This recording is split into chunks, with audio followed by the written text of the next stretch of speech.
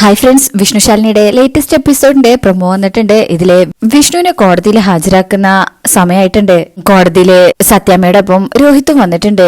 ഭാമ ഇങ്ങനെ ടെൻഷനോട് നിൽക്കുമ്പോ രോഹിത്ത് ഭാമയോട് പറയണേ, വിഷ്ണു ബ്രോ ശിക്ഷിക്കപ്പെടാൻ ശാലിനി സമ്മതിക്കില്ല. എന്തു വില കൊടുത്തു ശാലിനി വിഷ്ണു ബ്രോയെ രക്ഷിച്ചിരിക്കും, അതെനിക്ക് ഉറപ്പാ എന്നിങ്ങനെ പറയുമ്പോഴേക്കും ശാലിനി അവിടെ എത്തണേ. ശാലിനി വിളിച്ചത് പ്രകാരം പല്ലവി അങ്ങോട്ട് ആ ജ്വല്ലറി ഉടമയെയും കൊണ്ടുവന്നിട്ടുണ്ട്. ആ ബ്രേസ്ലെറ്റ് അവിടുന്ന് വാങ്ങിച്ചതാണെന്ന് കാണിക്കാൻ വേണ്ടിയിട്ടായിരിക്കും. ശേഷം പിന്നീട് കാണിക്കുന്നത് കോടതിയില് വിഷ്ണുവിനെ ഹാജരാക്കാനായിട്ട് ബോസ് വിലങ്ങിട്ടിട്ടാ കൊണ്ടുവരുന്നത്. സത്യഭാമയെ കാണുമ്പോ വിഷ്ണു മുഖം തിരിച്ചാ നടക്കുന്നത്. അടുത്തെത്തുമ്പോ തന്നെ വിഷ്ണു മൈൻഡ് ചെയ്യാതെ അങ്ങ് പോകുമ്പോ സത്യഭാമ മോനെ എന്ന് വിളിച്ച് വിഷ്ണുവിന്റെ കയ്യിൽ പിടിക്കുക. വിഷ്ണു അപ്പോഴും ഇങ്ങനെ നോക്കുന്നില്ല.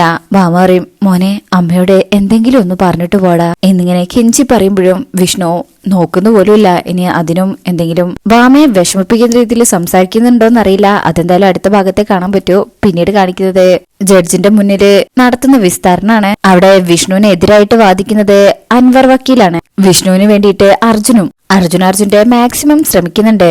ഇവിടെ വിഷ്ണുവിന് ജാമ്യം കിട്ടോ ഇല്ലെന്ന് അറിയില്ല. കാർത്തികയെ കണ്ടെത്തിയാൽ മാത്രമേ പൂർണ്ണമായിട്ട് കേസിൽ നിന്ന് രക്ഷപ്പെടൂ.